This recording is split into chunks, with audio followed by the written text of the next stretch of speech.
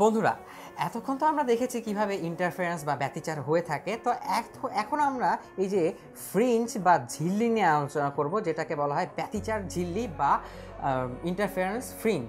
তো এইটাকে নিয়ে যে আলোচনা করতে চাই, দেখো আমরা একটা আলাদা ঝিল্লি দেখতে পাচ্ছি। এইটাকে আমরা একটু ভালোভাবে দেখার চেষ্টা করছি। মূল কথা, তো এখানে দেখো এই যে সেন্ট্রাল ফ্রিঞ্জ, অর্থাৎ যেখানে সবচাইতে বেশি আলো দেখা যায় সেটা হচ্ছে এইখানে। তারপর দেখো আস্তে আস্তে আলো কমছে বাড়ছে, সেটা আমরা পরে জানবো কেন এরকম হচ্ছে। আর এইগুলো হচ্ছে অন্ধকার ফ্রিঞ্জ। এই যেগুলোকে আলো দেখা যায় সেগুলোকে বলা হয় ব্রাইট ফ্রিঞ্জ, আর যেটা অন্ধকার সেটাকে বলা হয় ডার্ক ফ্রিঞ্জ। তো এখন দেখার বিষয় হচ্ছে যে এই যে আলো বিন্দুটা এতে আছে, সেটা এই সেন্ট্রাল ফ্রিঞ্জ থেকে কত দূরে বা কি শর্তে এটা আলো হলো আর অন্ধকার হলো না, সেই বিষয়গুলো নিয়ে এখন আমরা কথা বলবো। তাহলে চলো আমরা জেনে নিই। তো এখানে দেখতে পাচ্ছি যে S1 আর S2 দুটো স্লিটকে নির্বাচন করতেছে, আর মাঝখানে এটা হচ্ছে ও বিন্দু। এই যে এই পর্দা আর এই পর্দার মাঝখানে ডিস্টেন্সটাকে আমরা ধরে নিলাম D, এই গ্যাপটুকুকে D ধরলাম। আর এই যে স্লিট, এই দুটোর মাঝখানে ডিস্টেন্সটাকে আমরা ধরলাম A, এটা হচ্ছে A দূরত্বে আছে। ধরে নিলাম এই P বিন্দুতে S1 থেকে আলো আসছে, S2 থেকে আলো আসছে, এবং এরা আলোক তৈরি করছে, অর্থাৎ এখানে ব্রাইট ফ্রিঞ্জ দেখা যাচ্ছে, উজ্জ্বল আলো দেখা যাচ্ছে। তাহলে এখন আমরা জেনে গেছি যে এটা অবশ্যই সমদশায় মিলিত হয়েছে। কিন্তু দেখো এদের পথ দূরত্ব কিন্তু শেপ না, অর্থাৎ পথ পার্থক্য কিন্তু একই না। এটাকে কিভাবে নির্বাচন করি? ধরা যাক S1 থেকে আমরা যদি একটা লম্ব টানি, তাহলে এই যে অতিরিক্ত পথটা, ধরো এটা হচ্ছে আমাদের, আমরা দিলাম এখানে B, তাহলে এই যে অতিরিক্ত পথটা, এইটাকে হচ্ছে আমাদের পথ পার্থক্য। আমরা জানি পথ পার্থক্য যদি n ল্যামডা হয় তাহলেই আমরা উজ্জ্বল আলো দেখতে পারি, অর্থাৎ এইটুকু আমরা ধরে নিলাম n ল্যামডা। এই পথ পার্থক্য আমাদের অবশ্যই n ল্যামডা হবে। এটাকে এখন আমরা এই S2B অংশটুকু আমরা কিভাবে প্রকাশ করব সেটা একটু দেখে নিই।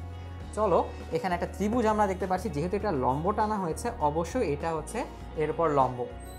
এখন একটা জিনিস খেয়াল করো, এই যে বিন্দুটা P থেকে যদি এই মধ্যবিন্দুটা ধরি, এখান থেকে আমরা একটা রেখা টানতে পারি, এটাকে আমরা ধরলাম থিটা কোণ, তাহলে এই কোণটা অবশ্যই থিটা হবে। এবং এগুলো খুবই সূক্ষ্ম কোণ, কারণ এই যে ডিস্টেন্স, এই ডিটা কিন্তু অবশ্যই এর থেকে অনেক বড়, অর্থাৎ বেশ দূরত্বে আছে। এই এ দূরত্বের তুলনায় যত বড় দেখছি আসলে কিন্তু বাস্তবে তত বড় হয় না।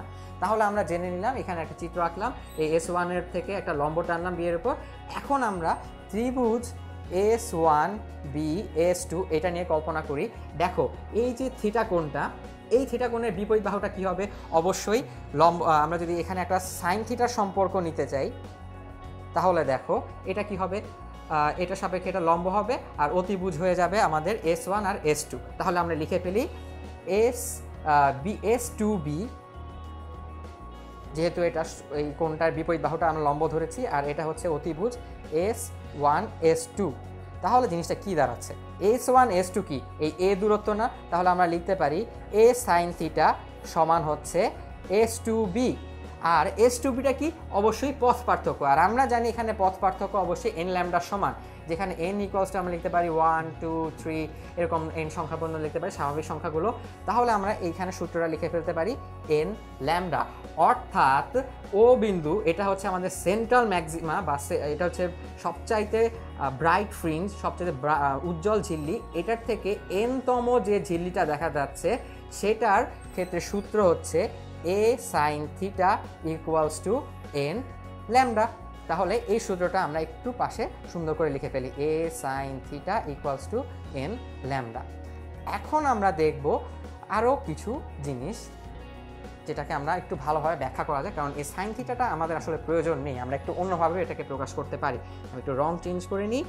ধরো এখন দেখো এই থিটা আমরা বলেছিলাম যে ডি এ থেকে অনেক বড়, তাহলে কি হবে? এই থিটাগুলো অনেক ছোট হবে।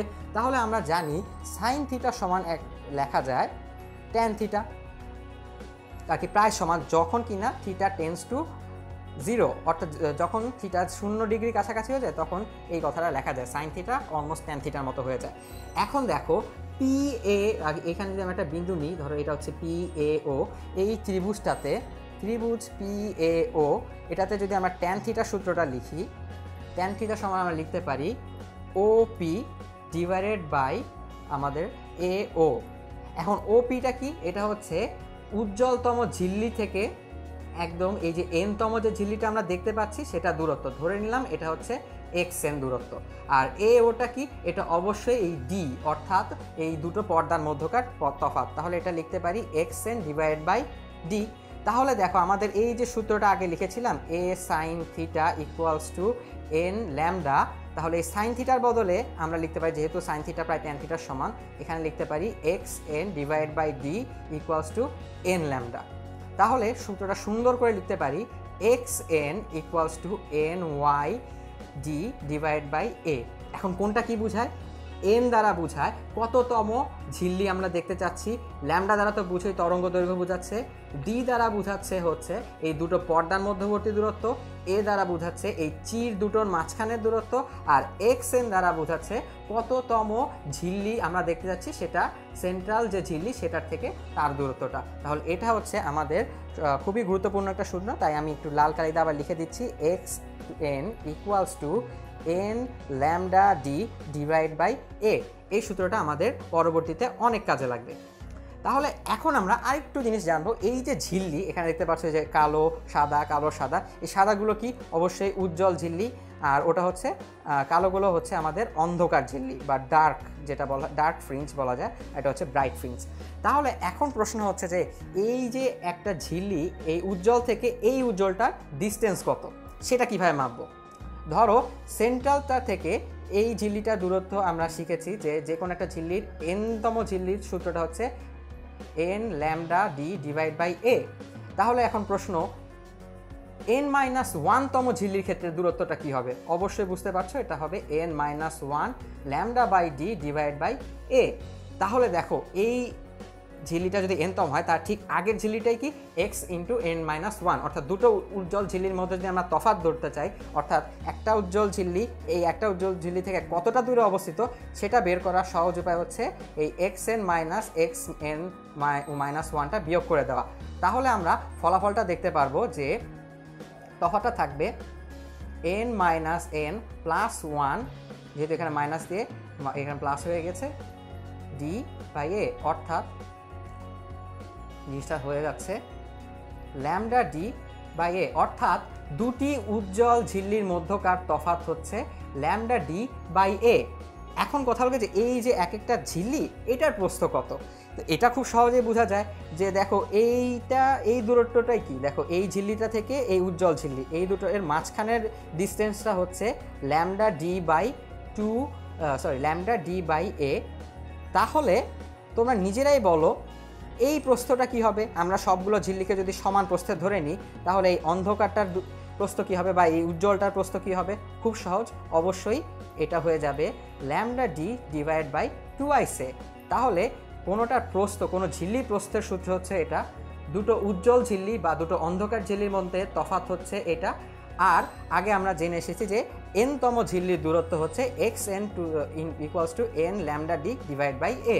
তাহলে আমরা এই ইন্টারফারেন্স সংক্রান্ত সকল সূত্র খুব সহজেই জেনে নিলাম।